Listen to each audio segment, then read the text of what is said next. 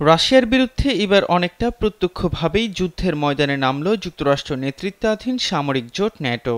সম্প্রতি বিভিন্ন পশ্চিমা দেশগুলোর পক্ষ থেকে ইউক্রেনকে দেয়া সামরিক সহায়তা সমন্বয়ের দায়িত্ব যুক্তরাষ্ট্রের কাছ থেকে বুঝে নিয়েছে সামরিক জোটটি। বার্তা সংস্থা রয়টার্সের এক প্রতিবেদনে এমনটা জানা যায়। বলা হচ্ছে এর মাধ্যমে ইউক্রেন যুদ্ধে আরও বেশি প্রত্যক্ষ ভূমিকা রাখতে পারবে ন্যাটো। ইউক্রেনকে দেয়া সামরিক সহায়তা সমন্বয়ের দায়িত্ব অনেক আগেই যুক্তরাষ্ট্রের কাছ থেকে ন্যাটোর কাছে হস্তান্তরের পরিকল্পনা ছিল। এ সংক্রান্ত ন্যাটোর মিশন জার্মানির উইসবাডেন শহরের মার্কিন ঘাঁটি ক্লেব ব্যারাকসে অবস্থিত।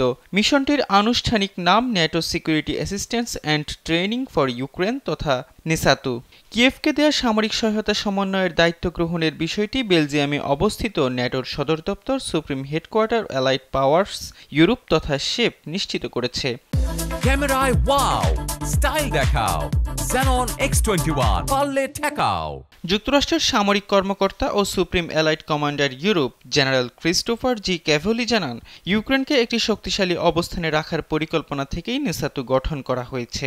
নেসাতুর কাছে দায়িত্ব হস্তান্তরের আগ পর্যন্ত যুক্তরাষ্ট্রের নেতৃত্বাধীন প্রায় 50টি দেশের একটি অ্যাডহক জোট ইউক্রেনের সামরিক সহায়তা সমন্বয় করত, যা রামস্টেইন গ্রুপ নামে পরিচিত।